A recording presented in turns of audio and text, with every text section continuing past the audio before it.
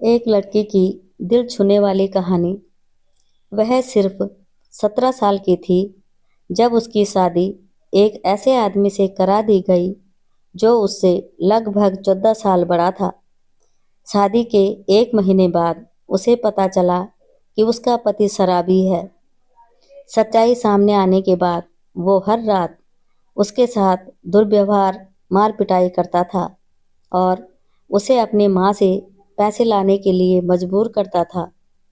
जब वो इनकार करती तो लोहे की रॉड से उसे पीटता। उसने कई बार अपनी माँ को इन तकलीफों के बारे में बताया, लेकिन उसकी माँ ने कहा, यह हर घर की समस्या है और तुम्हें इसे खुद ही ठीक करना होगा या इसको सहन करना होगा। उसकी सास उसके पति से भी बदतर थी और उसे केवल 2 समय का भोजन देती थी और उसे सफाई, कपड़े धोने आदि जैसे सभी प्रकार के काम करने के लिए मजबूर करती थी। कुछ महीने बाद जब वह गर्भवती हो गई तो उसके परिवार वालों ने कहा कि अगर तुमने लड़की को जन्म दिया तो तुम्हें यह घर छोड़ना पड़ेगा।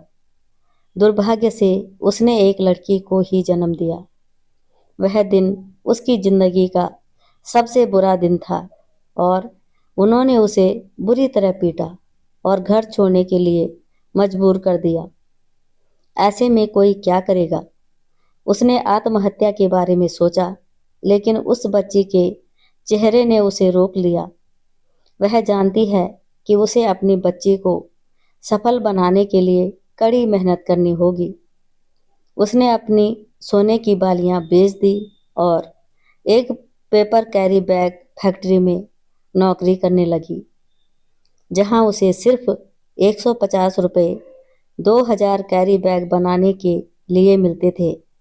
उसे रोजाना कम से कम 8 से 9 घंटे काम करना पड़ता था। इस काम के साथ साथ उसने एक ढाबे में टेबल और बर्तन साफ करने का काम भी किया और उसने वहां रोजाना 5 से 6 घंटे काम किया और प्रतिदिन 100 रुपये वहां से कमाने में सक्षम हो गई। अब वह प्रतिदिन 250 से 300 रुपये की कमाई करती थी, जो उसके बच्चे को पालने के लिए पर्याप्त थी। लेकिन कुछ महीने बाद उसे पेट संबंधी कुछ समस्याओं का सामना करना पड़ा और इससे वह कमज़ोर हो गई। इस समस्या के बाद उसे सफाई की नौकरी छोड़नी पड़ी और खिलौनों की फैक्ट्री में मजदूर के तौर पर काम करना शुरू कर दिया। इस तरह उसने अपनी बेटी की शिक्षा का प्रबंधन किया और अपने बच्चों के जीवन को आसान बनाने के लिए कई काम किए।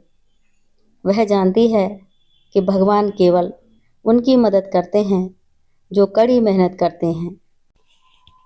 मैं कल उनकी बेटी से मिला और काफ़ी खुश हुआ, क्योंकि मुझे पता चला उसने हायर सेकेंडरी में 93% अंक हासिल किए और वह डॉक्टर बनना चाहती है। उसके पास अपनी बेटी के अलावा कुछ भी नहीं था और उसने अपने पति को छोड़ दिया और उसे कोई आइडिया नहीं था कि वह आगे क्या करेगी, लेकिन उसे खुद पर विश्वास था। दोस्तों, आजकल थोड़ी सी समस्या आई नहीं कि लोग हार मान लेते हैं, डिप्रेस हो जाते हैं या अपने जीवन को ही समाप्त करने की सोचते हैं। हमें इस स्ट्रॉन्ग महिला के जीवन संघर्ष से प्रेरणा लेनी चाहिए और इस बात को स्वीकार करना चाहिए कि संघर्ष ही असली जीवन है। जय श्री कृष्णा, जय श्री राम।